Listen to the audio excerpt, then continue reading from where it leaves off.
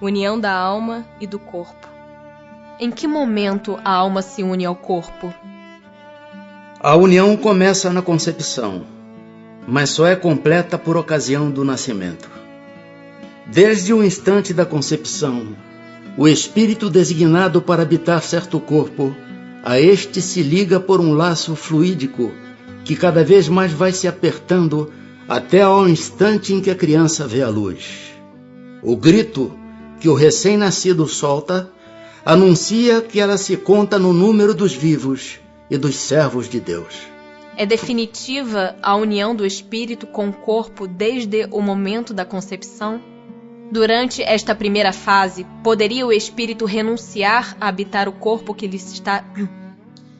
Durante esta primeira fase, poderia o espírito renunciar a habitar o corpo que lhe está destinado? É definitiva a união no sentido de que outro espírito não poderia substituir o que está designado para aquele corpo. Mas como os laços que ao corpo o prendem são ainda muito fracos, facilmente se rompem e podem romper-se por vontade do espírito, se este recua diante da prova que escolheu.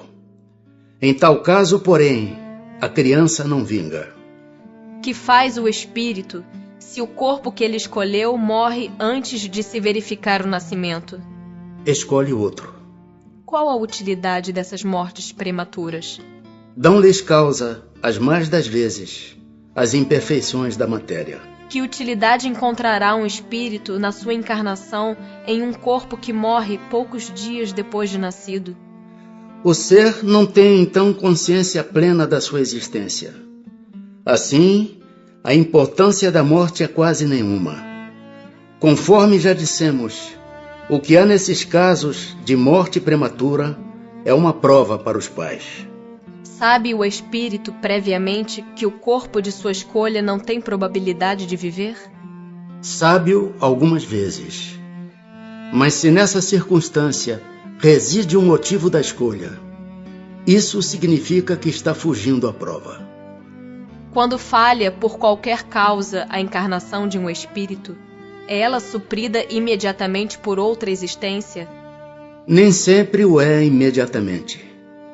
Faz-se necessário dar ao espírito tempo para proceder à nova escolha, a menos que a reencarnação imediata corresponda à anterior determinação. Uma vez unido ao corpo da criança, e quando já lhe não é possível voltar atrás, sucede alguma vez deplorar o espírito a escolha que fez? Perguntas se como homem se queixa da vida que tem? Se desejara que outra fosse ela? Sim. Se arrepende da escolha que fez?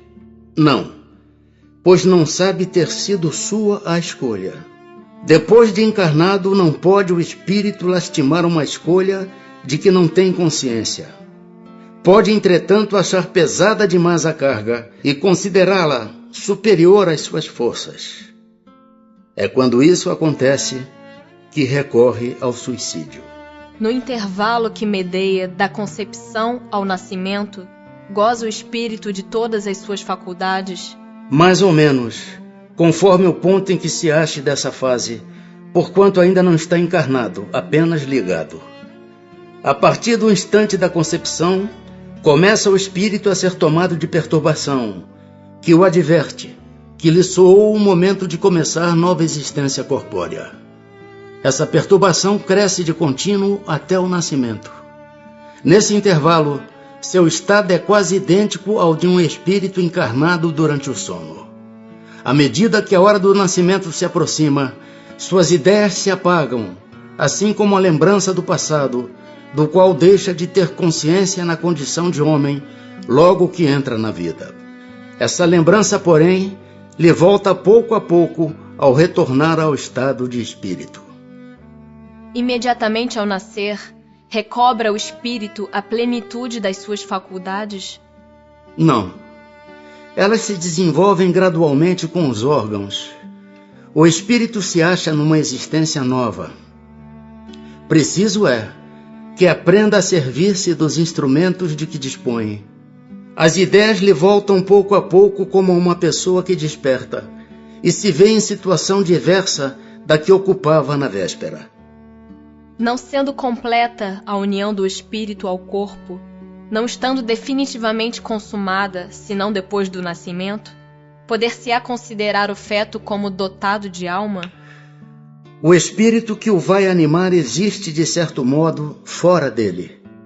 O feto não tem, pois, propriamente falando, uma alma, visto que a encarnação está apenas em via de operar-se. Acha-se, entretanto, ligado à alma que virá a possuir. Como se explica a vida intrauterina? É a da planta que vegeta. A criança vive vida animal. O homem tem a vida vegetal e a vida animal, que pelo seu nascimento se completam com a vida espiritual. Há de fato, como o indica a ciência, crianças que já no seio materno não são vitais? Com que fim ocorre isso? Frequentemente isso se dá, e Deus o permite como prova, quer para os pais do recém-nascido, quer para o espírito designado a tomar lugar entre os vivos.